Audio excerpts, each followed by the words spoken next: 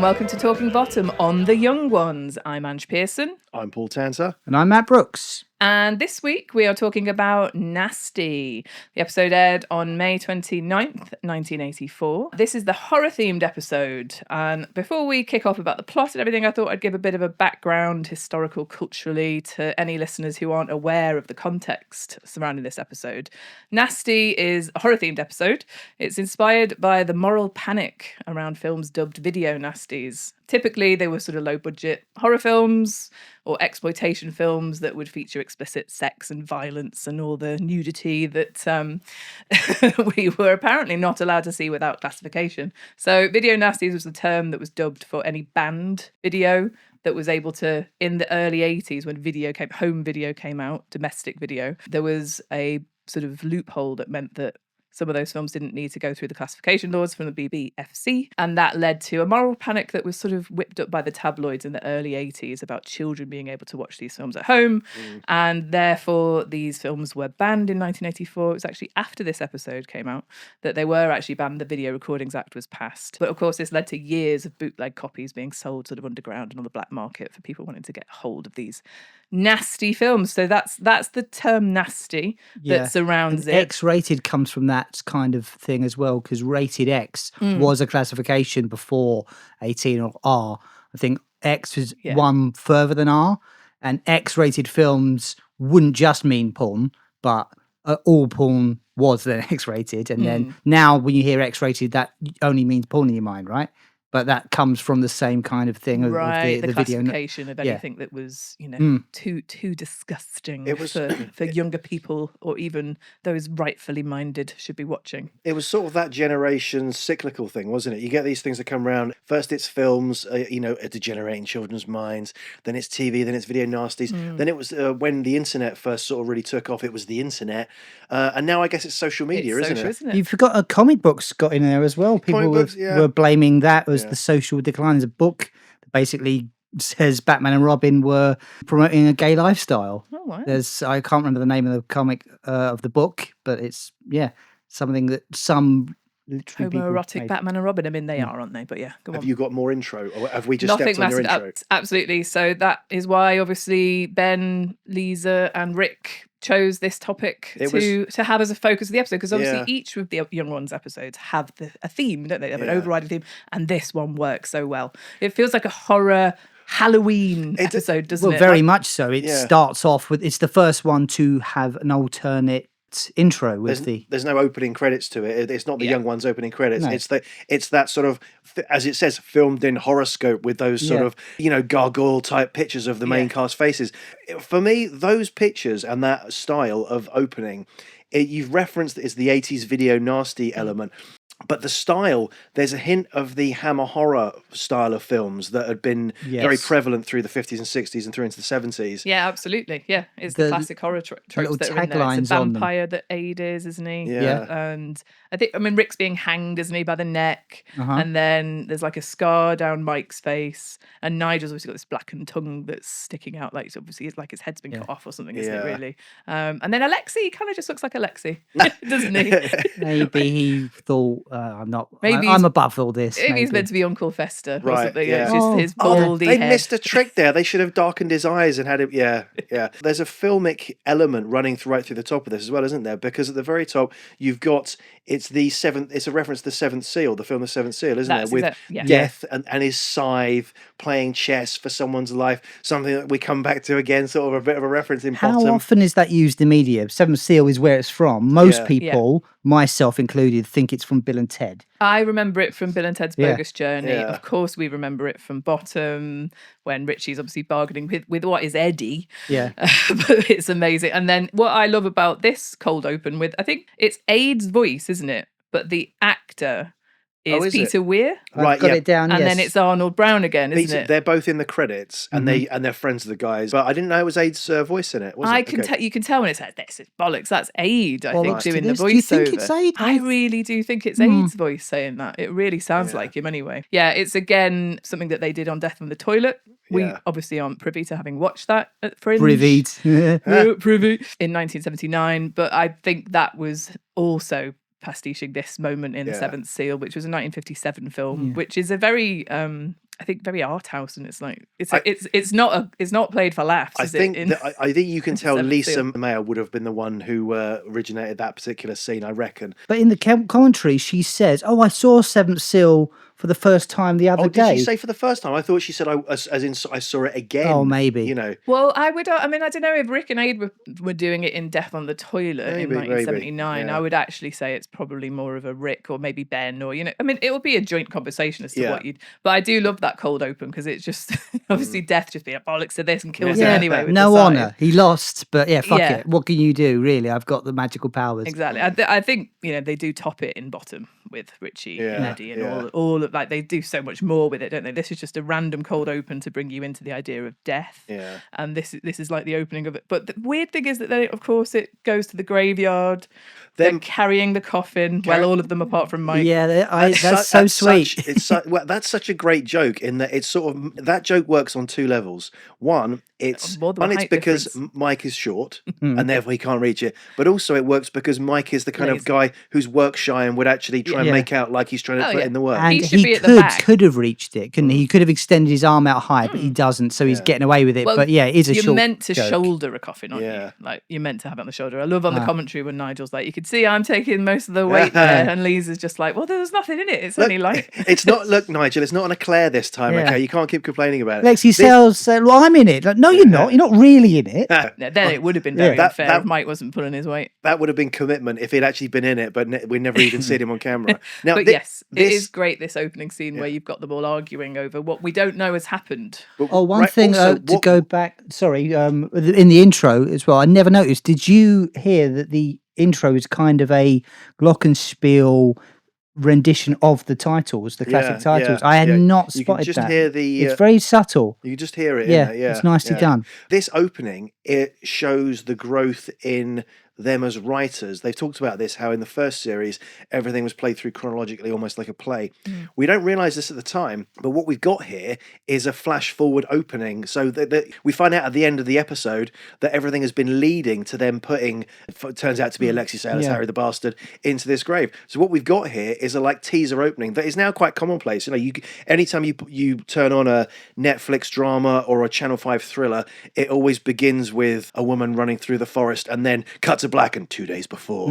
We've got that here in the young ones. So this is them kind of growing as writers, isn't it? Yeah. Loads of things to it. It's a good story technique, isn't it? Because it's so messy and confusing. Makes the audience, it draws you in, like, what's happened? Well, it's that idea of the cold open, isn't it? With this, you've sort of got two cold opens. You've got death around the chess table, and then you've got the boys carrying a coffin into a graveyard. And I would say about the filmic quality of that, I don't know if it's on the Blu-ray, it looks much more sharp. It does look different to previous episodes. But one of the things they said on the commentary was that they shot this day for night, which for me, I don't think it works. It doesn't look like night, it just looks like day. Yeah. It works if you think they've gone through the stuff with the vampire, and the moment the sun has come up, they've managed to get him into the coffin, so it's morning, and they've taken dawn, I sort of see it as dawn. Yeah, and then it's 9:30, isn't it? Once they've sort of explained everything. So it is the early morning. But when you get to the end of the episode, the sun comes through the window, and that's what gets Alexi. That's what weakens Alexi, and then they get him into the coffin. So it's already been dawn, this has to be post sunrise. Yeah. So normally a funeral doesn't happen the day someone died. So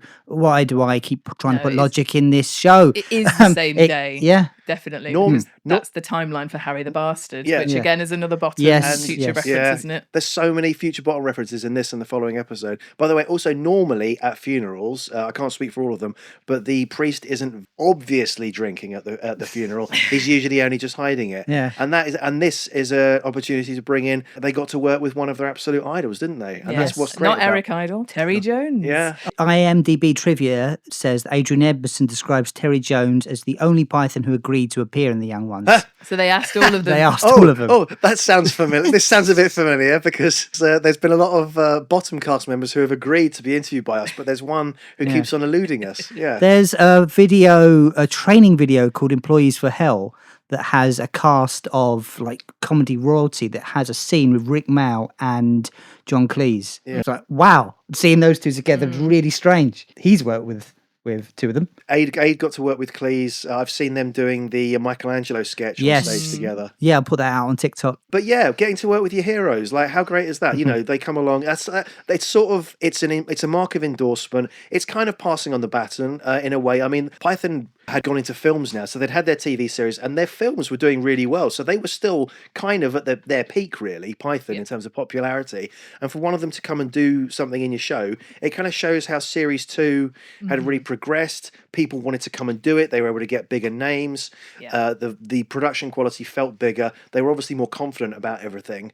And now, so the ambition and the scope just seemed to be, the horoscope seemed to be absolutely. so much bigger. I mean, to know that you could ask one of the Pythons and expect even one of them to come back and say yes to doing it. I mean, we don't know who else they might have asked to be in cameos and were turned down by, but it does show the level of popularity that the Young Ones Series 2 was at. And I think also in this episode, the band, The Damned, actually wrote the song especially for this episode. Oh, really? Yes, that's the story that Bryce says on the commentary and on the Young Ones making of Studio Crook did. Yeah, I think. Yeah. Wow. Essentially, well, we'll get to that when we'll talk about that now. Or well, I just want it shows the popularity of the Young Ones and the the cred to be on it. If you're going to be asked to be in it, to actually say, oh, okay, well, let's write a themed song. In fact, it's one more than that. They didn't just write the song for it. It's called Nasty, the song, and the band literally reformed for the recording of the episode and then broke up the evening after. Yeah. So Captain Sensible had gone off and this. done solo work, had he? Was that what it was? That's something like that. That's his name, I know. And then they went to a curry house. Captain Sensible got up on the table, started dancing drunkenly, caused a fight, and the band broke up again. And that sounds like a plot to Bad News or the Young Ones, doesn't it? It really does, Reforming for one-off thing and then not lasting 24 hours. Yeah, well, it's rock and roll in it, and that's the. But the song is, I mean, did they release it then? No, it was just literally for the ep. I don't know, because if they weren't together after that, and presumably it was just done for the recording. That's a mark of endorsement. You're on the phone saying, if there's one thing that will persuade me to work back in a band with those people who I don't get on with anymore, it's doing the Young Ones. Yes, it's a yes. And that is in the way where Monty Python and that sort of, a group of comedians who get sort of rock stars wanting to be involved and all, like that is something that, because they often say comedians want to be rock stars and rock stars want to be comedians. There's there's this feeling amongst those two camps of entertainment where it's like actually the other one would want to be in the other industry. And I think that is also, Monty Python were able to get people in to star in films and stuff, even though they were the main stars. And this is where, these are the young people, like Cliff Richard saying yes. When you think about it, I know he's not rock and roll, but for him to say yes to... Yes, he is. Well, he was in the 50s, 60s, but then he went very much off the kind of what you call rock and roll. He could have been offended by the Young Ones. Yes. Couldn't he? But him embracing it and taking the joke on the chin, as it were. Yeah. Then he's bulletproof with it. You can't really make fun of him anymore. He's in on the joke. Always better to just join in, aren't you, than get upset by it, and then you just show that you've got no sense of humour. Yeah, it's showing. Look, I'm in on the joke, and I could think there's been other instances of people doing that, and you think, okay, good. They get a certain amount of respect for it. When Rod Hull came and guested on an episode of Fist of Fun as himself next to Kevin Eldon and pulled off Kevin Eldon's fake chin.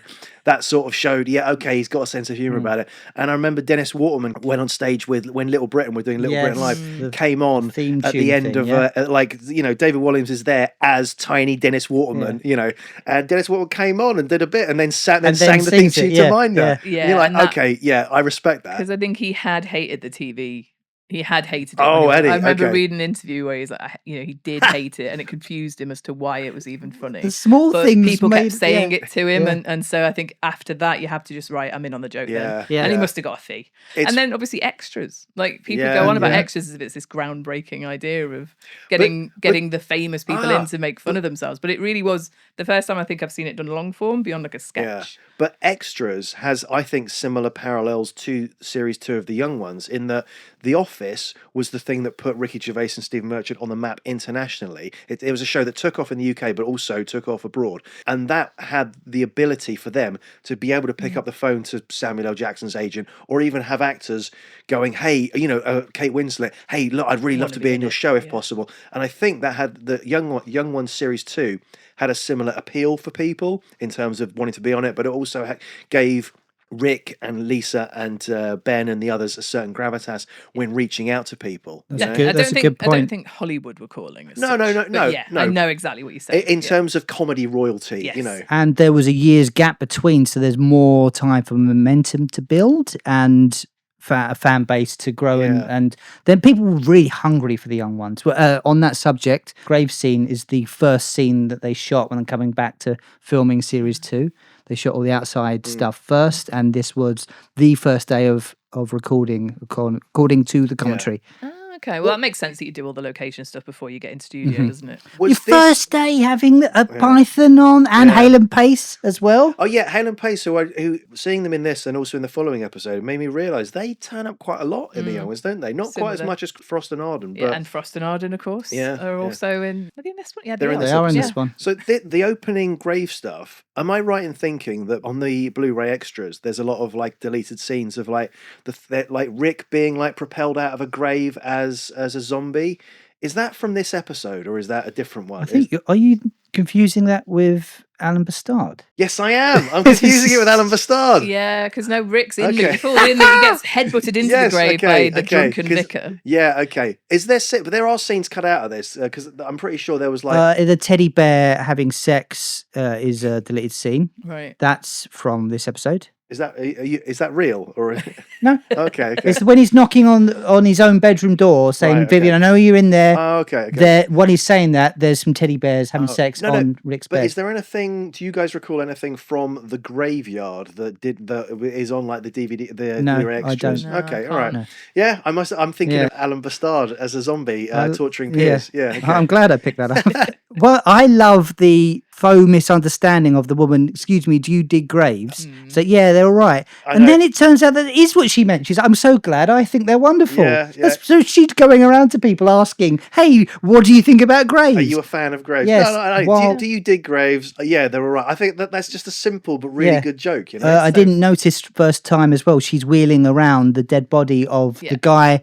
from the beginning. Yeah. Who is obviously dead because he was debating with death. He didn't lose, but death is a sore loser. Yes. Yeah. He appears again right at the end when the flashback resolves. He's having an arm wrestle with death. No. In the background when the flashback has just resolved, that he's having an arm wrestle with death in the background. You barely see it, and then in the end credits, golf. So he appears a bunch of times. There's a kind of weird through line with that guy's story. Imagine if all of eternity is actually just constantly fighting with death to try and get back to the life that probably you weren't really enjoying that much anyway. Insight into my psyche there. Yeah, so we've got the graveyard setup, and then you think, oh, this is something different, don't you? And it's like, where are they going with this?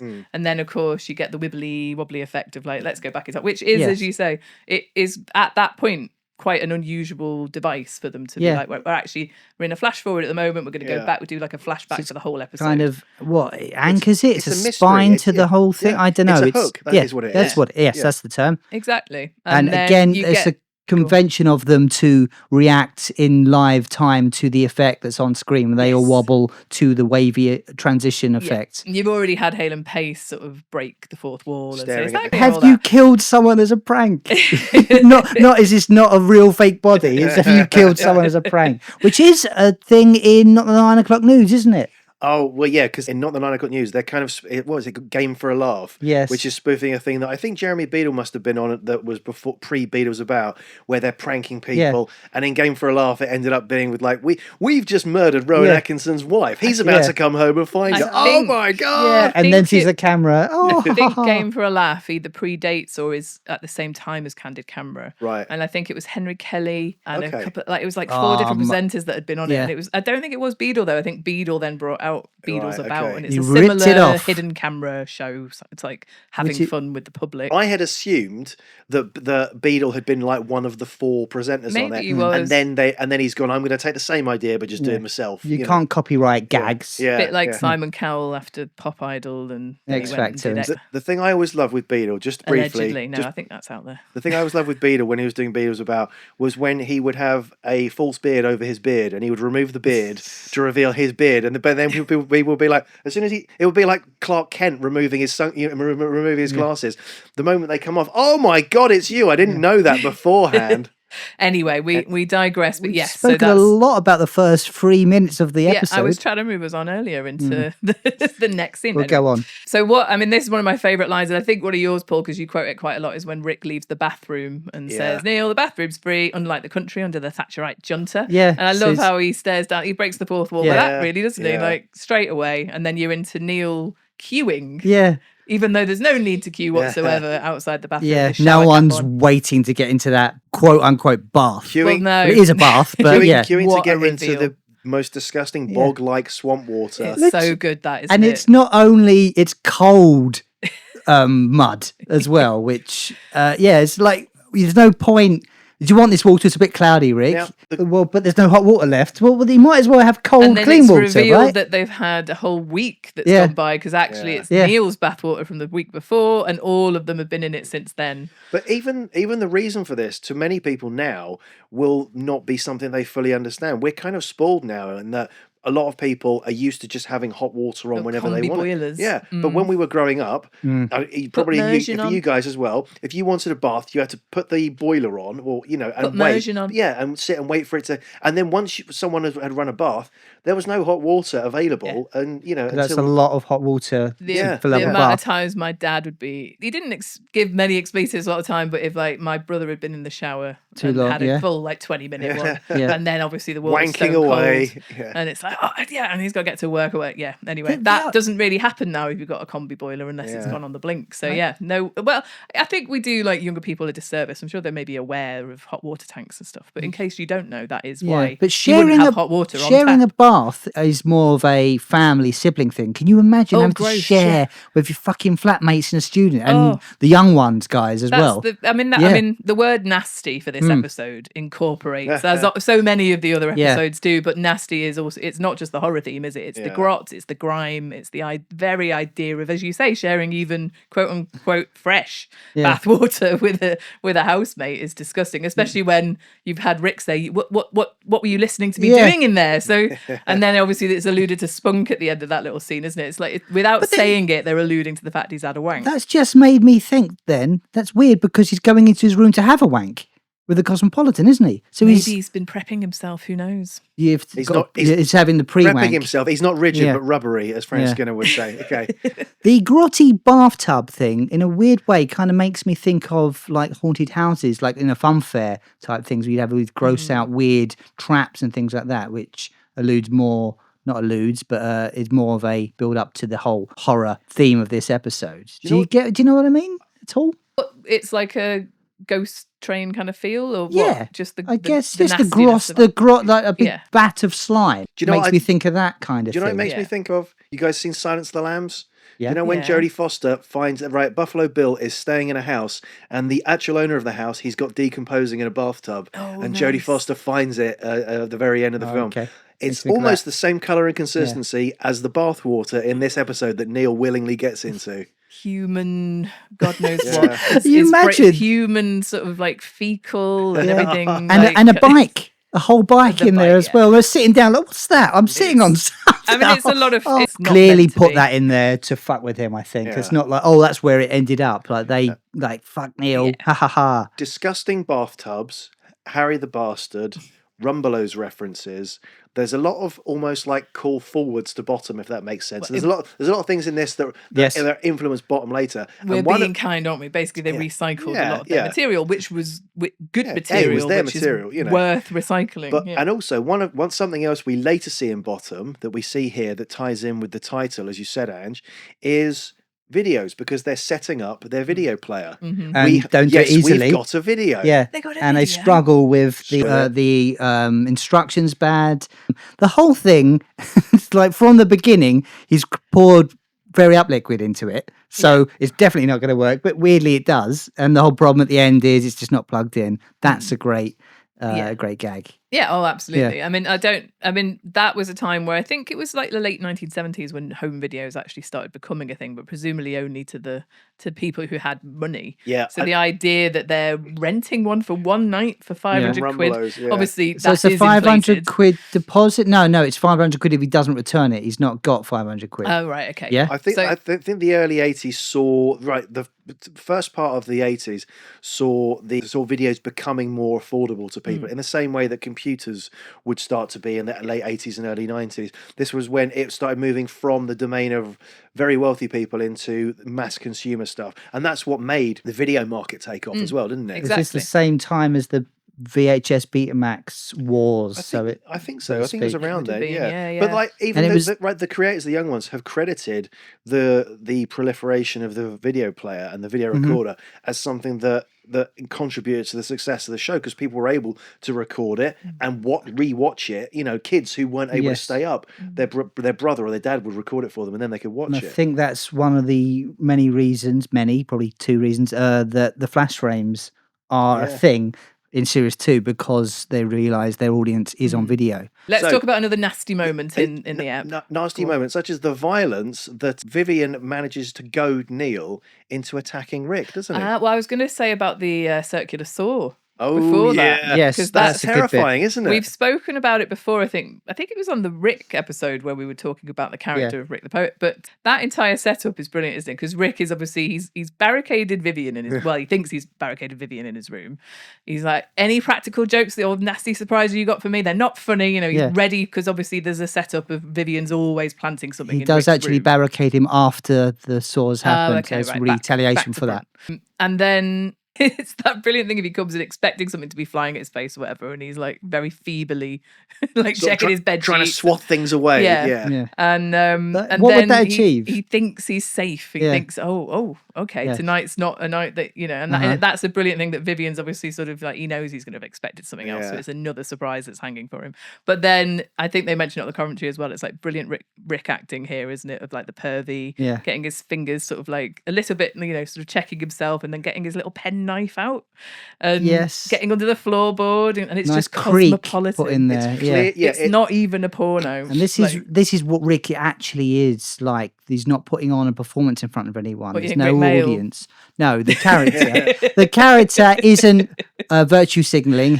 This is actually him now. Behind closed doors is a great way to see what your character is actually like, isn't it? Because they don't think any eyes are on them, and this is what. And of course, you know, he's basically still a teenage boy. And it's great how he's so practiced in this, you know, like in the manner of getting the magazine out from under the floorboard. He's got the tool ready, his penknife, and he's clearly done this like hundreds of times. Yes, this is second nature to him. You know? Yeah, and you wonder, has he got a different mag, or is it just the same one? Like, what's he looking at in Cosmo? Really, I don't. Are there any good pictures in Cosmo? There's no nudie ones, are there? So it's just there's articles of like, I've got this problem in the bedroom. Here's what happened. Blah blah blah. Things like that. Models. There'll be probably girls some model kicking her legs up in the middle of a roundabout in Paris. Yeah, that kind of thing. You know, is the A-line. An actual reference to something. That's from Bottom Live. The A-line skirt. As a peasant jabs at her hindquarters with a dripping baguette.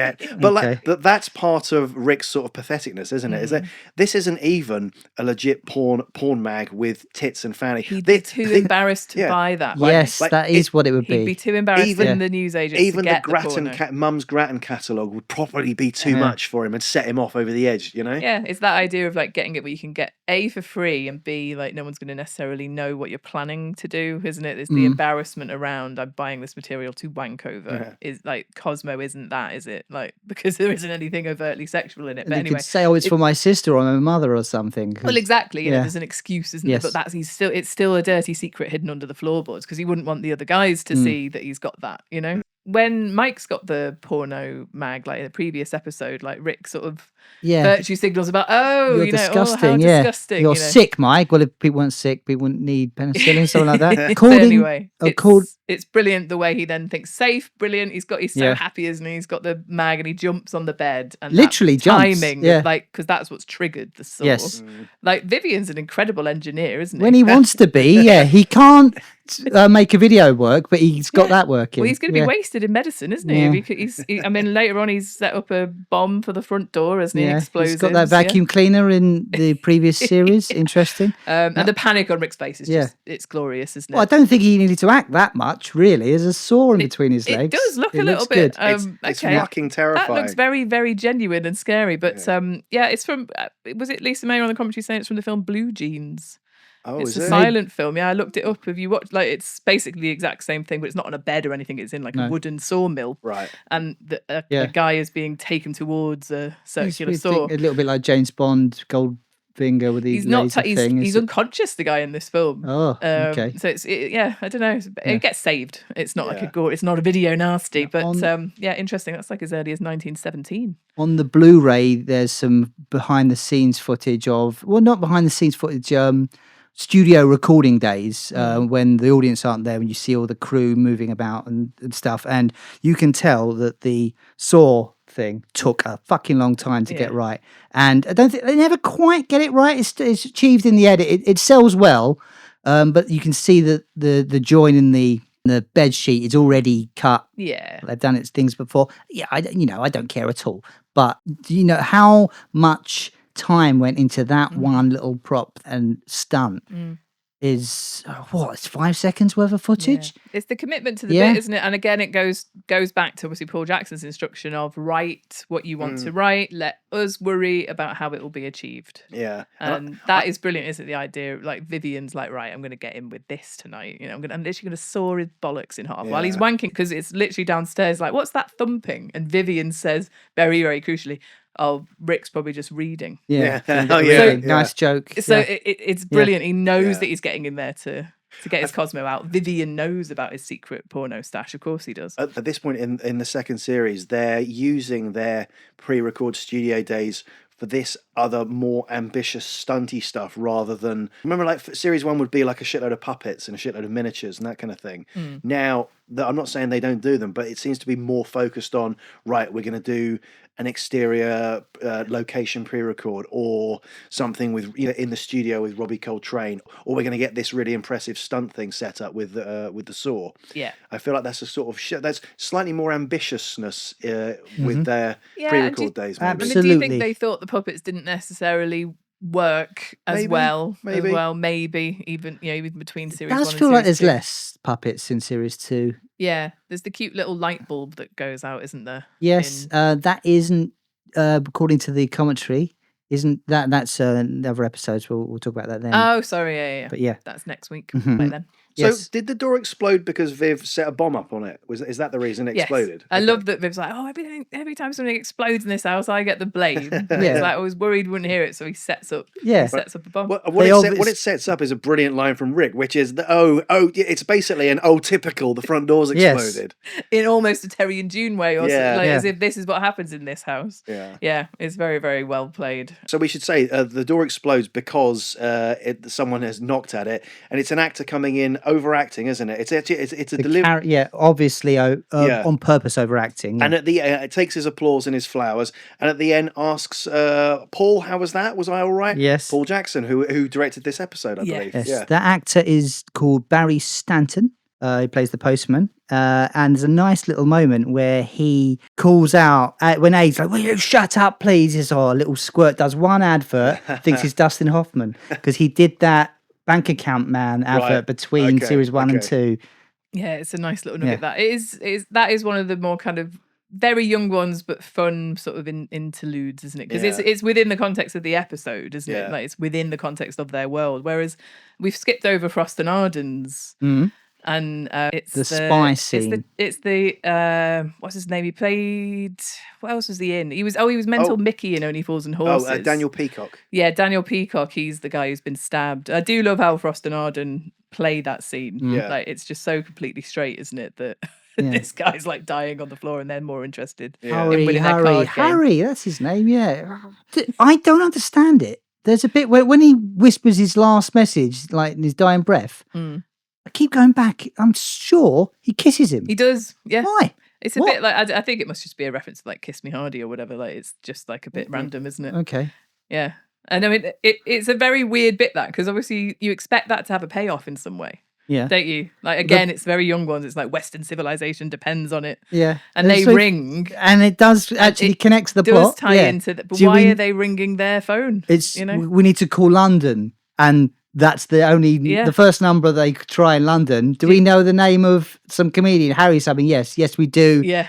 Hang up. And so Leaves Western them... civilization is going to crumble because do you think like their phone used to be a hotline to some other kind of secret service thing or something? What do you reckon the young one's house's number is actually meant to be? I think it's whatever they need it to be that particular week for the purposes of comedy. When Neil was upstairs in the bath still and the guys are working on the video and then the phone rings just before that, Wrick gets up like, oh God, gets up from the sofa, walks past the ringing phone to the stairs to call out to Neil. Right. Neil, telephone. Yeah. Wonderful. Yeah. Absolutely wonderful. It's more effort to get Neil to do it. Yeah. But yet still, that's the rules, you know. And then when Neil, he gets out, he falls through the window, it's a shortcut, kind of.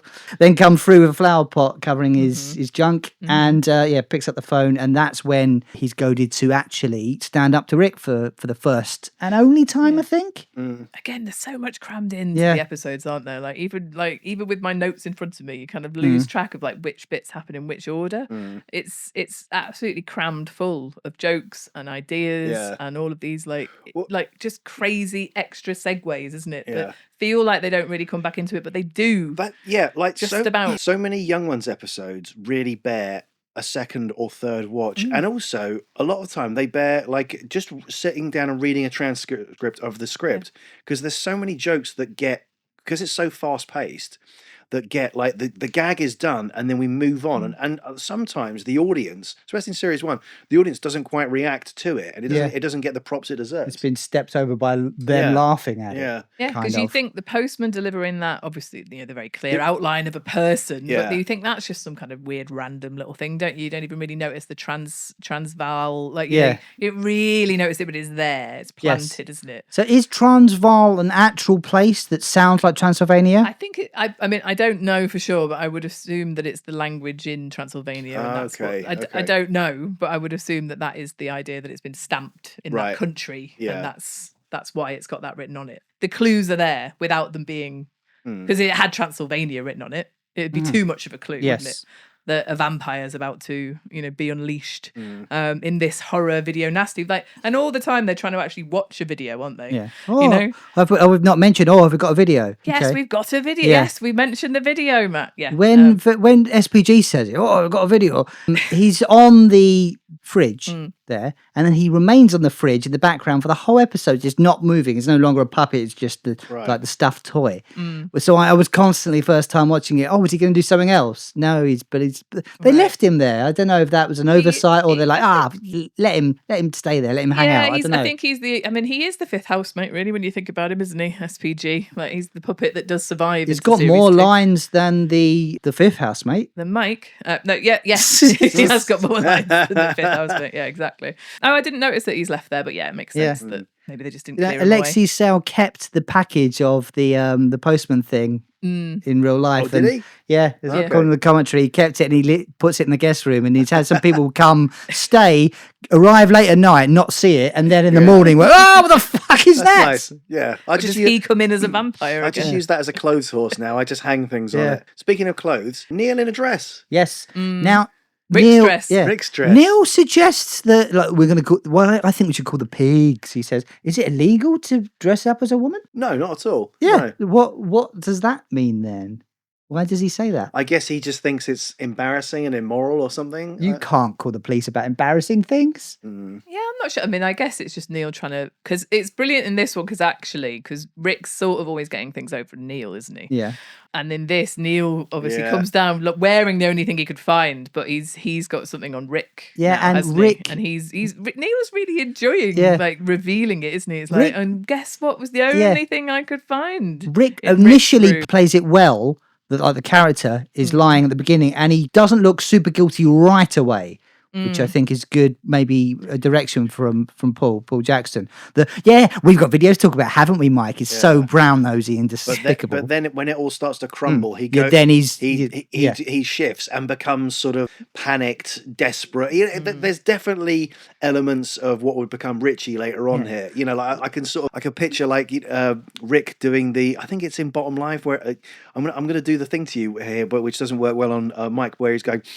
And then, behind the back of the characters or whatever. About Monica, is it? It's with Monica, I feel like I mean, there's the Dangerous Brothers sketch, isn't there, where Richard Dangerous is sort of trussed up in the nurse's outfit. Yeah, isn't there? they've both got prostitutes over, haven't they? In that one, the prostitute sketch. So like previously, like they have alluded to transvestitism, or at least, you know, pervy dressing up. Do you know what I mean? It might not be that he's enjoying dressing up for any other reason than it's. I mean, again, it all just ties into the video nasty themes, doesn't it? You know, that idea of explicit content, sexual content, things that are, you know, obscene and that happen behind closed doors, which of course in the 80s, transvestitism would be something that you absolutely, if you were partaking in that behaviour, you wouldn't want that out in the open. When Rick is denying, when he's in the process of trying to deny his transvesticism and the fact that the dress is his, there's something else that we've seen in the future in Bottom, which is when he goes like this, and I'm sort of putting my hands against my sides here. I thought he was about to do a Rigsby from Rising Damp impression. You know, Rigsby would always sort of go like this. Yeah. Yeah, and he go, oh, and just for a moment there's a flash of Leonard Rossiter. I know what you mean. Delusion comes through even when defending himself, like trying to pass aspersions on me as the most popular member of the house. Are you, Rick? It's what he believes. It's not. I've got money. Does he? Do you have money? It will be a few pence if we know him. I do love Rick's idea of himself in the house, because later on he says, I'm the most succulent, isn't he? He's convinced he'll be the first one to be bitten, not just because he's the virgin. So we talked about how the young ones had a lot of scope and ambition and budget as well. And this has one of what feels like the most expensive sketches. I don't know if maybe I'm just misremembering it, but a galleon ship with Chris Barry as its captain. But Chris Barry, just always so good. Andy Delatorre as well, being really good. Is this one of the first times that Chris Barry would have worked with Paul Jackson? Is this before? Well, because we see him he's in Filthy Rich and Cat Flap, basically playing Paul Jackson, isn't he? Which is after. He does. Yeah. But I think he's a voice of one of the rats in the pilot. Did Chris Barry do Carrot's Lib? Did he do stuff on Carrot's Lib? Because he did voices on Spitting Image. He's definitely Spitting Image. Yeah, but I think he might have done stuff on Carrot's Lib, which Paul Jackson worked on, and which Grant and Naylor worked on as well. Yeah. And then they went on to do Spitting Image. Did Paul Jackson do anything on Spitting Image? Paul Jackson didn't. No. Grant and Doug did. He talks about it in the fact this is the last episode that has flash frames in it, because Grant and Naylor were doing Spitting Image on ITV at the time, and they were doing flash frames, and they got bollocks for it, and that's why in the next episode there's none, because the head of the BBC or the head of comedy at the BBC basically called Paul down and said, these flash frames, no more. And he was like, but we're building up to a joke at the and they're like, don't care. The ones that are still to go out, take them out, and the ones you've already put out, take them out for future broadcasts. It's a shame. Okay, because that's the thing. They're not subliminal messages that are actually trying to damage anyone in any way, shape, or form. It's just a joke, isn't it? Yeah. But unfortunately, you know, and it kind of ties into that idea of the moral panic and you know, what will people have going into their brains via their television sets? And we have a moral obligation to not partake in that kind of behavior as a broadcaster. So you sort of understand the reasoning from the head, but when you want to just the show to be what you want it to be, and like they did get away with an awful lot of stuff, I guess, didn't they? Like in terms of pushing the boundaries of what was acceptable. So I guess it's like, what hill are you going to die on? Okay, we'll take the flash frames for something that is less than a second. I suppose, it isn't. Yeah, it wasn't to integral fight to that the much. plot or anything like that, but it was just a bit of fun they were having, isn't it? But little Easter, what you call it, Easter eggs now, wouldn't you? Like that's that kind of thing of like, watching it again back at home, planting little things that people can get out of it on a second viewing. I might have talked about this before when we talked about the flash frames, but I remember when in the mid-90s when Fist of Fun was on, and this is when I was able to record it. Lee and Herring would put a load of stuff in the credits flash up, and it was your job to record it and watch it back. Yeah. So people were doing that kind of stuff later on. Even in Nathan Barley, which was written by Chris Morris and Charlie Brooker, there's a scene where you've got like a road sign, yellow road signs you get that would tell you about works are being done on this. And this whole thing, it literally said, if you're reading this, it's because you paused the DVD. Brilliant. But it was like, what a sad fucking life, you don't have. Simpsons have done stuff like that as well. We at Channel 4 News have made a lot of mistakes. Here's apology. And one of them says, if you're reading this, you have no life. Yeah. I mean, these things do still, if you have got it on DVD or you can pause it on, obviously, I don't know, iPlay or whatever, because even in like How Are You with Alan Partridge recently, there's, I can't remember which episode it is, but there's like a newspaper article that flashes up. Right. And I did pause it, and it's been written. Like it's a full-on newspaper article about Alan, and it doesn't say you're sad if you pause this. It's actually just the dedication. It's not Lorem Ipsum. Like it's been That's a written made me article. think of one of my favourite ones. It's a version of that. It's in the Family Guy of a newspaper heading. Pause it, and there's a headline, not the headline, but a little one in the corner saying, "Millions pause DVD for freeze frame gag. Everyone disappointed." That's good. Still a lot of fun to be had. But anyway, the BBC, obviously, from the top down, you've got to take some instructions, haven't you, I guess. And the flash frames are really, they're not funny in and of themselves, are they? It's like a dripping tap, isn't it, in this one? And it's like a woman washing her hands, I think. End of a Western. The end comes on. One was a frog jumping. Is that, but in this particular, in Nasty, I think it is just the dripping tap. Right, okay. And a woman washing her hand. I noticed them and paused them for this one. It's like, in and of themselves, they're not really worth... Like, in that way, it's like, what's the point in pausing this, really? But they were building to a big joke. I would assume, like, maybe you could put them all together and it would make some kind of joke, but no, that's not the case. Yeah, but anyway. So, as well as Chris Barry and Andy Delatour, two great comics, we also had the return of Dawn French in this as well. Yeah, there were so many cutaways, aren't there, in this episode? It's staggering. I mean, as you said, Chris Barry's performance is superlative as always. Dawn's is fantastic. Very random, obviously, that it comes in as they're in hell, but then it cuts to a pain advert. But like having a fake advert in the middle of a show, I think it's a really, really clever and funny idea. And yes, I think now it's time for a word from our sponsor.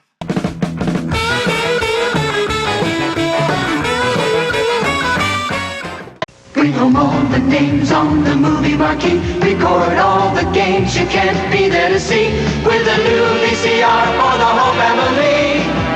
Just call Granada. Don't wait another day for your new VCR. Granada gives you more ways than ever to get one of the hot new top-of-the-line full-function VCRs and have it in your home now. Let Granada show you how to have it all and have it now. Call Granada today. That scene/skit with Dawn French and that other lady, do you think it was written for French and Saunders and then Jennifer Saunders just wasn't available for it? Or maybe. Because she's in next week's episode time, isn't she, Jennifer? So it's not like she And wasn't once saying again, yes. do not share a scene together. So maybe that's a thing that, like, no, we don't want to appear together. We want to save our double act as our own thing. Maybe. Anyway, it's good to see them just because they're always so good. It's like, I know we talked about it before, but it's great that the creators shared the success and just brought along so many talented people who were sort of, making their mark on TV at the time. French and Saunders, Andy Delatour, Chris Barry, Daniel Peacock, like it was just a wealth of talent that you saw on screen, wasn't it? What do you guys think of, once Vampire Bolofsky escapes, Alexei Sayle's fangs are so comedically big that he can't speak. Is there such a thing as too big? Yeah. Are you talking about the fangs? Yeah. So, because usually I'd say no, there's no such thing as too big, Paul. But they're definitely comedy fangs that haven't been fitted for Alexei at all, have they? But it is part of it, because he's also got to try and do a South African accent as well. And also, you've got to think that isn't a vampire. That is Harry the Bastard pretending to be a vampire. Yes, that's true. He's been down to some cheap costume There's shop. so many meta levels in this show, isn't there? Hang on, then how come he doesn't have a reflection? That's a good. Yeah, I know. Which, by the way, was I mean, like, this is 1984 on a BBC sitcom. I know they got a bit of a budget, but like that shot, that's like Hollywood stuff. To have the person shaving and then the reflection. Yeah, that took what's he referred to that as a bar shot or something, where basically it's something you ask in the bar afterwards. How did you do that? Okay, right. It's called something like that. Yeah. Okay. Well, it makes sense that it is such a short time on screen, but it does what it is convincing you, the viewer, that it is a vampire. I guess. Yeah. But or that Harry the Bastard is evil. Yes. And is undead in some way. Wait, but at this point we don't know he's Harry the Bastard. We just think him as exactly. I just call him Vampire Belofsky, really. Yeah, I think it's there to serve as us believing that he's a vampire. Yeah. And therefore there's real trepidation happening in this video nasty that is this episode of The Young Ones. It is a horror episode, isn't it? It doesn't have to make sense, because none of it fucking makes sense if you really try and look at it, as we're finding out. But it's just it bleeds into they're actually in danger here. Do you know what? Maybe also this is the young ones telling the story of what happened, and at that point they do think he's a vampire. So maybe that's what's happened. Yeah, what that they've imagined seeing him as a vampire, and they're describing. And that then, to Hale when we didn't see Terry him, Jones, and then when he's in the room where we weren't about, he shaved for some reason. Maybe it's a detail of Terry Jones's vicar's memory. Yeah, pissed. Even though he's not been there, but he's got the DTs. And he's on two different types of alcohol: his small bottle and his big bottle. We mentioned levels of meta in this episode, and this has a really meta, really brief scene. So brief. The young ones are all playing themselves, or versions of themselves, in just this snapshot of I love that. discussing Alexi Sale. Yeah. Fantastic, isn't it? Yeah. It's so funny. Yeah, they still have the character's hair, don't they? Yeah. But they're behind it's them the scenes. It's them like they've been made up and they're waiting to be put into costume or something, isn't I think it? it's meant to be them Aide's in the voice. dressing room, isn't it? Aide's Northern for some reason. I hate him. I hate him. Yeah. Now, Well, what he's He drinks like a Yorkshire. fish. what is He's it they Yorkshire, say? which is what Aid is, isn't it? Aid says, I hate him. Someone says he drinks like a fish.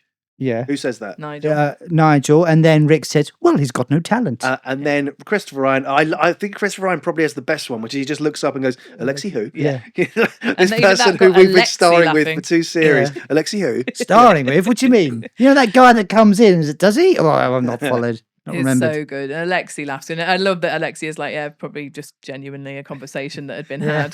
What, A lot does of he fun. snort the pot noodle? I don't know what Alexi was banging on about on that commentary. He was saying he used to snort pot noodles as a bit, I think. Yeah. But like, there's a bit he exhales and the pot noodle goes everywhere. But yeah, then he says when he was on tour, I think he tried to replicate I that think bit. he was saying that he did it on stage as a bit. Dave Lister would attest that that's the only way one can actually consume a pot noodle. You can't eat it; they're not safe for human consumption. Yeah, there was exactly. there was a Viz advert I saw of a send up of pot noodles called Not Foodles, and one of the flavors listed was boiling water flavor. Nice. Well, one of my favourite things, I mean, obviously digressing, but like in Red Dwarf, that the one thing Lister won't eat is a pot noodle. Like when it's the dog food or the in pot Maroon. noodle. And the one thing that shows that the like the higher ship in that when the triplicator creates a better ship, like the ultimate test is an edible pot noodle. Yeah. Yeah, he doesn't do it, but he does reference like, that we should do that next, right? No, he has one. He eats one. He says ultimate test and orders a pot noodle in the divine. You're right. Eats it yes, sorry, I was thinking of the triplicator. And then shares a bit with Kat as well. Yes, you're right. Anyway, we do digress. We're on the young ones, but we're talking about 80s sitcoms. It's all good. Yes.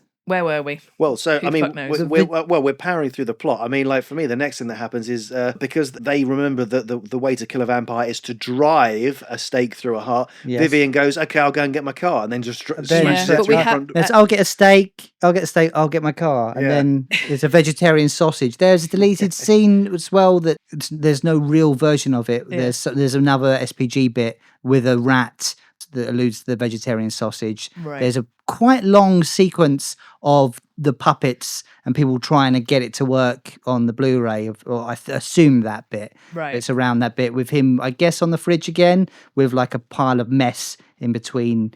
Yeah, a pile of mess in between SPG and a new rat. Right. It's not quite lip synced, and you hear Ed's voice getting a bit. Oh fucking hell! But yeah, this is taking too long. But that's not in this one, is it? Drive a steak, yeah. No, but SPG with a pile of shit around him, is that? No. Well, it's not in any of them. It's taken out. Oh, I see. Right. Okay. Yeah. Okay. Yeah. I mean, I do love how feebly that Neil keeps brandishing the vegetarian sausage. Yes. The smallest vegetarian sausage that I think has ever been seen on screen. It's a good joke. I think all we've got is a vegetarian. Well, that will do, obviously. I love it. And then, of course, the panic of Virgin, who's a virgin. Yes. Now, I think this is the first time it's alluded to that Wrick is a virgin, because it comes up a lot in the next episode. But it's not a huge character thing like it is for Richie. It's not been a massive plot point. But you can already assume he is, you know?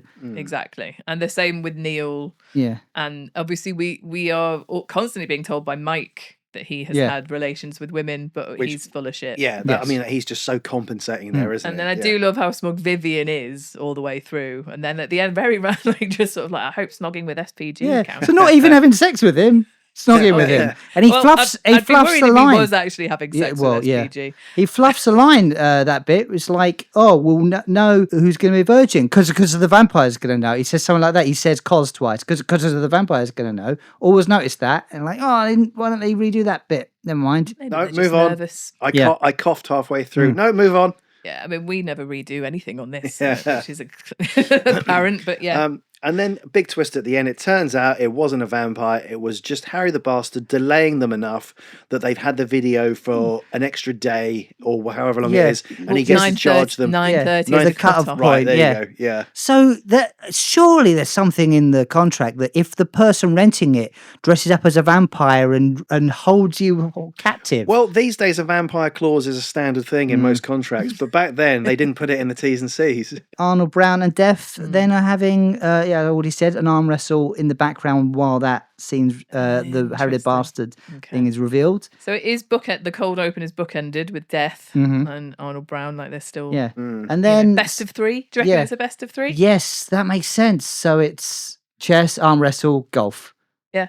But by then he's a zombie, like he's rotting away. I suppose he's taken so long to win his life back. Well, the woman who digs graves has already shoved him in one, presumably. Well, he was looking around for a grave. Yeah, maybe that would be why. She's got him in a wheelbarrow. Yeah. Anyway, very, very jam-packed. It is. It's so full. Insanely busy episode, but it works. It does all tie together just about, apart from Frost and Arden's bit, I think. But then just because of the phone call, it just about all logically makes some sense, doesn't it? That's in there. Dawn French, not so much. No, you didn't like that bit? I'm just saying, like, that doesn't make sense necessarily, that little cutaway, does it? When I think come back to it's that, the bit. No, well, it does. TV? It is. It's the video. The Is it first in thing the they put it video? on. It doesn't. I thought it could have been an advert that's separate, but then you literally see it on the screen when it comes back. So it does all fit. Yeah. I don't think it's her most memorable appearance in The Young Ones. I always remember better getting squashed by a ham sandwich and appearing as the Easter Bunny in the next episode. Next one, yeah, definitely. I don't remember that one necessarily, but it's a great little bit. I'm not saying it's not. I was just questioning the segue into all the little side notes in it. You're right. I think reading the script and seeing properly the order of how all these things cut together and where it cuts back to and everything, it's so richly full of jokes and so many ideas. It is not A plot, B plot, C plot necessarily, is it? It's not a linear. Yeah, it's still TV. It's still writing that doesn't quite obey the rules of TV writing. But here they're doing, it works really well, and they're much more confident and ambitious with it in this series. Exactly. So in this episode, what would you say, Ange, for you is a particular standout moment? I mean, circular saw with and all the build up to him getting the Cosmo out of the under the floorboards. I mean, I think I just always like all the bits where Rick's basically insinuating that he's wanking or he's having a. I don't know what that says about me, but that is. I just love all the bits where you get revealed about Rick, isn't it? And it's a lot of fun. Him and Vivian always at each other's throats. I do also think we didn't touch upon it massively because we were going back and forth, but the Neil finally sort of standing up to Rick. It's nice, and isn't it? And the fight. Like that character breaking growth. out, and Vivian sort of goading him into smashing. And Rick doesn't. Oh yeah, come on, what are you gonna do? He melts. Oh God! Yeah. Oh no, the one person I could push around. Again, like it's the dialogue between the four main characters that I always. I mean, obviously, there's bits that stand out in your memory as like crazy scenes or segues, but I just think. Rick coming in and all of the misinterpretation of the video nasty and he thinks they're actually going to be having sex with a corpse on the carpet and like isn't that going to be awfully sticky and All of those bits are always my favourite bits in the young ones. I think this episode is jam-packed with so much more. But go on, what are your standout moments? There's a real nice throwaway joke that alludes to the pilot episode when they like, oh, we can eat the vampire, they say. Like, no, you can't bite me. I'm South African, because of the boycott for South African food. That's quite clever. The lentils. Yes. Yeah. One bit I actually really like is when the video first comes on after all of the struggling. First of all, the superhuman level of strength that Vivian does, because he can't be bothered to bring the video recorder just a little bit closer to the wall. He pushes the whole wall forward. Brilliant Vivian logic. Yeah. And after all that build-up, the first thing you see on the tape is an official warning that's riddled with spelling errors. So like the authority in that world is barely literate and like threatening them as well. It says like, this is a fickle video. It's not a bloody pirate, no matter what anyone says. So don't say anyone it is, and nothing will occur. Okay, it's like it's threatening them. Like, what are you gonna do? You're just a video. And I like this is a real small stand-up moment. I like that Rick's dressing gown has a badge on it. Just one solitary badge. I was trying to look at what that badge is. Yeah, you would have thought the Blue Peter one, wouldn't you? But it's not that one. It's a round one. Do we know what it is? Do you know, we should ask Zoe, shouldn't we? Whether she's figured out that one, because she spent hours, I think, actually analysing it. But I think on his main jacket, we're talking about Zoe, who we met at Wrickfest, and she does loads of costumes. And she does the cosplay. Yeah, she spent like hours like working out which buttons. I was looking, it looks like 3 blue, sort of like the same thing, but I could not read it for love nor money. But anyway, yes, I do like that even on his dressing gown he's got that. I mean the grimy bath. That is a visual gag. That's great. What did you know about the beans is a nice joke as well. Don't go spilling the beans. What did you know about the beans? What has he been doing? Nick on that. I think again it's all just alluding to sex. It's a weird perversion, video nasty type stuff. Yeah, exactly. How about you, Paul? So I really like yourself, Matt. One of my favourite bits is just a simple bit of Vivian bringing the pushing the wall just to bring the plug closer to the thing he wants to plug Vivian logic, isn't it? He's in a way he's the most practical person in the place, and it gives you that idea that the house is ever moving. It's another character. In a way, the house is another character in the story. The opening, the horror setting, the horoscope, the faces, it's really good. Like the sound design, the graphics, what they've done with the faces is great for that. You're just setting that scene. It's that merging of past Hammer horror style and feeling with the new 80s video nasty elements. And for me, the thing I really love about this episode, like yourself, Ange, it's very much Wrick based. It's Wrick when he's in the bedroom and he takes out his Cosmopolitan and he's doing his Wrick pervy face. It's stuff that we later see with Richie and Bottom, and his performance carries on into when Neil's wearing the dress. Just the level of mania and hysteria that Wrick gets into with the planting evidence of transvesticism because he's been caught out. He knows the jig is up, but he doubles down instead of fesses up. And it's just great performance from Wrick Mail. I just love it. Another bit of dialogue I've been reminded of that I think Wrick just delivers so beautifully is when they are panicking about the Virgin, and the way Wrick delivers, like, the amount of girls that owe me favours. Yeah. Like, it is so funny the way in which he words that, isn't it? Just like, try telling that to all the girls who owe me favours.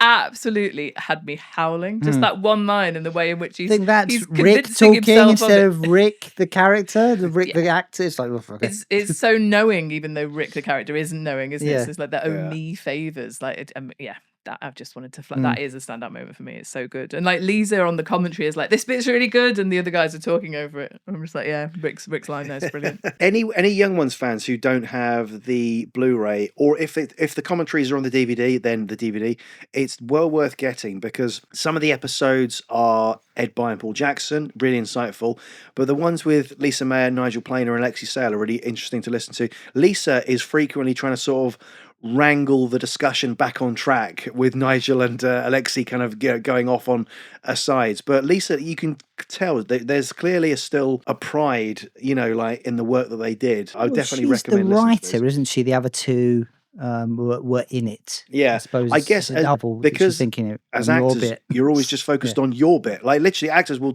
quite rightly they'll when they turn up on set and they got their scripts in their hand, their lines are the ones highlighted because that's what they've got to focus on. That's what they've got to remember.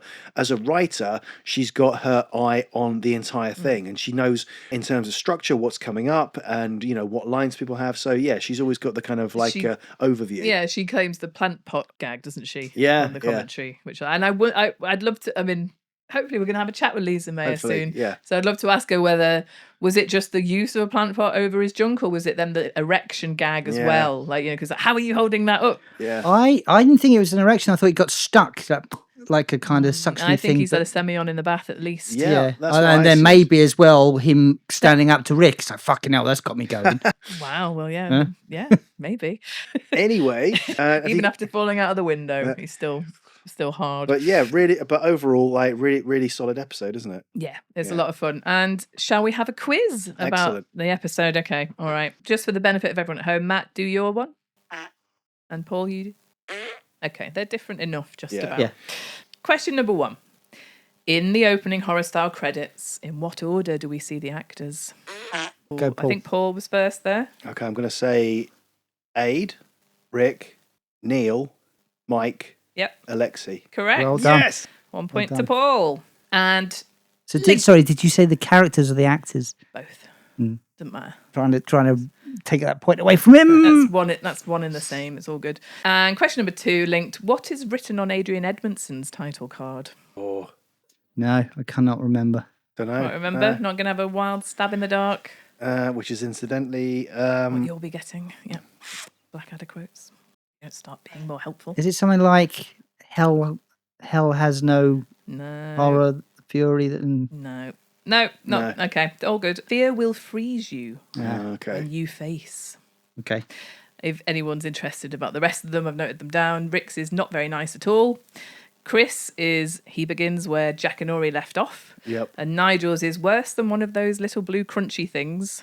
And Alexi's is a bit like something out of a horror movie. Okay. Right. What do you reckon the blue crunchy things are? I don't know. I was trying to think what that is, but it must just be random. Okay, right. So no one got that. So 1 to Paul. When Hale and Pace break the fourth wall, they question whether the camera is from which game show. That's Matt. Game for a laugh. Game for a laugh is correct. 1-1. Question number 4. What is the name of the video nasty Viv and Mike intend on watching first, Matt? The headless corpse of the Virgin Astronaut. I will give you that because they said we're going to have sex with, and I wasn't sure whether it's that, but yeah. Sex with the Virgin corpse of... Yeah, that one. The headless corpse of the Virgin Astronaut is correct, Matt. So that's 2 to Matt, 1 to Paul so far. We're on question number 5. When we cut to Dawn French before she starts advertising Pain Away, what are the 3 choices she offers the female arrival for torture? What the fuck? You changed your fart. You shat yourself off. Go on, you still press first. Okay. Head in a vice, knitting needle in the air, or red hot poker up the jacksie. Correct. Very good. I love the way she delivers that, Yeah. that line. Okay, so that's 3 to Matt, 1 to Paul. We're on question number 6. When they are lined up outside the bathroom, trying to defend themselves against Alexi Sale's vampire, what weapons have they all chosen? Oh, God. Okay, so vegetarian sausage. This is Matt. So outside the bathroom Yes. before they go downstairs. He's not yet got a vegetarian. All right, so crucifix, ferry up liquid. Yeah. Has one of them got a hammer? No. No, right, I don't know then. Okay, well, you got Vivian and Neil. That's the crucifix and the Very washing liquid. up. Go on. Has Mike got like a Hoover? No. Go on. So what have they got? Rick's holding a bulb of garlic. Oh, Right, that's good. okay. Yeah. And Mike is he's just got a magazine. Oh, Okay. okay. Right. So, yeah. Is that maybe the Cosmopolitan? It may be. I can't see the front of it, No. but yeah. Anyway, I thought that. I mean, I've gone a little bit like visual on all my questions. Because he this does week, but take there's the so much. Cosmopolitan off of Rick when he comes down, sits down, and Right, then yeah, it he. will be, yeah. So He's it would be holding the that. Cosmo. Yeah. All right, no points for that. No, I could No, give you a no, half, no, but no, you're on- don't. You're in the lead. So we're on to question number 7. That's 3 to Matt, 1 to Paul. Yep. Instead of Battersea Dog's Home, where does Rick suggest they should have been? Go on. Doggersea Bat's Buzz too Home. soon. Doggersea Bat's Home is correct. No, we shouldn't. You know, but think about it, Mike. No, think about it. Oh, forget it. There's so much in this episode, but I do love that exchange. She's like, no, let me. Like, it's like, Think about it, but yeah. Right, okay, so that's 4 to Matt, 1 to Paul, 1 to question number 8. So Matt is running away with it, but come on, Paul. Can you name at least 3 items Neil has with him when he's queuing to get into the bathroom? A guitar, a hair net thing to protect his hair, and some kind of cleaning product like shampoo or soap. Okay, well, I mean, I have... A towel! I should have said towel. Fucking hell. Because he is covered in loads of stuff, but yeah, basically shower cap, he's got guitar, he's holding a thermos flask. That's He's funny. obviously like camping out, isn't he? Okay. Oh, I did. Yeah, Can I add to that bit? I forgot to mention it before. Is it really necessary to have the light on in the bath? I think of literally every time I turn the light off in a bathroom. It's fucking stuck in my mind so much. What, because everyone else pays the electricity in Well, this no, house? just the idea that it makes him like, well, like, Have I'm a going to bath take the in the light dark. from you. Yes, and a light bulb. Okay, well, I mean, shall I give you a... You got 2 of those. Oh, I'll give you... thank you very Well, much. you got 3 out of 4? 2 out of 4? I think 2 out of 3. Yeah. 2 out of 3. Okay, 2 out of 3 ain't bad. Yeah, right, thank so you. that's 2 to 5, I think. I can't remember. Yeah. Matt's one. I thought you had a frying pan or pot or something. I'm getting that confused with I think something Matt's else. got 4. Or Yeah. 4 4. to 2. Okay, oh, well, you know. We're on to question number 9. What does Vivian hope counts as losing his virginity? That was Matt. Snogging with SPG. That's right. Okay, Matt's 1. Okay, All right. so Matt's got 5, Paul's got 2. Question number 10. What flavour does Wrick insist Neil is to the vampire? Strawberry. Strawberry is correct. Well done. Matt's run away with that one. Is there a 6 tiebreaker? to 2. It is. It's not a very good one. How much money was owed to Harry the Bastard? £500. Yeah, I didn't think we'd need it. So great. Well done, Matt. Yay. You're the nastiest of the nasties amongst us. No, well done. But Very good also, knowledge. I won the quiz. Yes. You are nasty. That's what was it that Rick says? I'm trying to remember that other where it's like when he says farty at the end of it, and it's like Oh, It's a carpet it's farty. a carpet. It's a carpet farty. Anyway, so well done. That was nasty, and I think for me, absolutely one of the strongest of series 2, and overall for the young ones, I think it's a great episode that stands out in the mind. It's got so many other people in it that are brilliant in every role that they do. It all makes sense in the end. And I think the horror theme kind of just helps lift it. And it's there in your memory a bit more, isn't it, compared to some of the others? Yeah. I'd like to give a quick shout out to a YouTube channel called Enchanted Essays, who have done a few reviews of Rick and Ade stuff. They've done a couple of Young Ones episodes, and they've done one on Nasty, where I learnt the Glockenspiel thing for the intro. I'd never connected that from. It's very subtle, isn't it? Yeah, But, I think she's going to be at Rickfest, she said. She Okay. followed Talking Bottom recently. I noticed. Oh, yeah, I think she's commented on a few of our Yeah, YouTube yeah. videos. She's worth a look. She's done a few things with Filthy Wretch and Cat Flap, and I think she's done a bottom one. Yeah, I think Yeah, so, she's quite good. Okay, well, yeah, give them a follow. And if you're not following us already, listener, do find us on all of the socials at Talking Bottom. If you want to get in touch and comment on any of your favourite stand-up moments or anything we've missed, or just want to say, hey guys, we're really loving the fact you're doing the young ones, you can email us on 11maffakingparade@gmail.com. And we'll be very soon talking more Young Ones with the Young Ones director and producer Paul Jackson, who will be interviewing live on stage at the Rickmail Comedy Festival at the end of May. Tickets are available in the link underneath this podcast.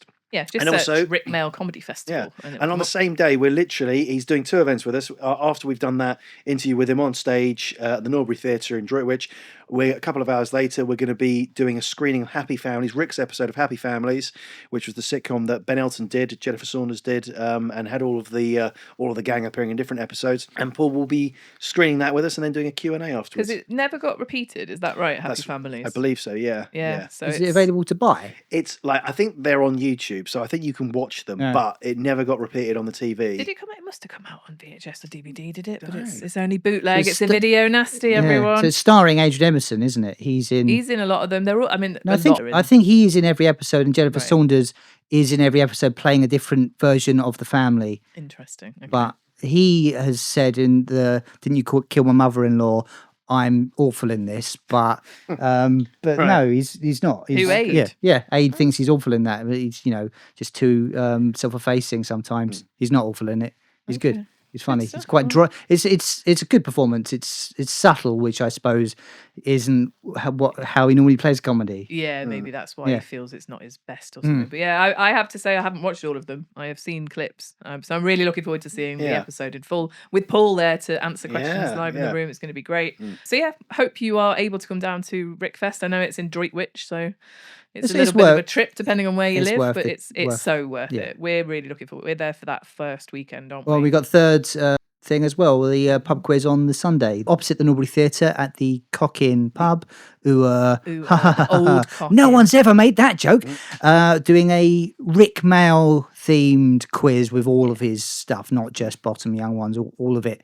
And I think probably do a cosplay costume competition thing. Whoever wants to turn up in costume, the best one, we'll give a little prize to. We've got enough bottom related tats that we can give out one for free. Fine quality merchandise. Bit of objet d'art. Which is available. If you peruse our social channels, you'll find a link to that on our link tree. Wonderful. Well, I think that wraps up Nasty. Come see us around the back and we'll sort you out of the back of our suitcase with a bootleg version of, I don't know. Yeah. That's what happened with all the video nasties, right? Oh, careful, you nearly mixed up your interdenominational, you'll get a hangover. That's great. Spatula flashback, something works. See you next week with the episode time. Bye. Bye.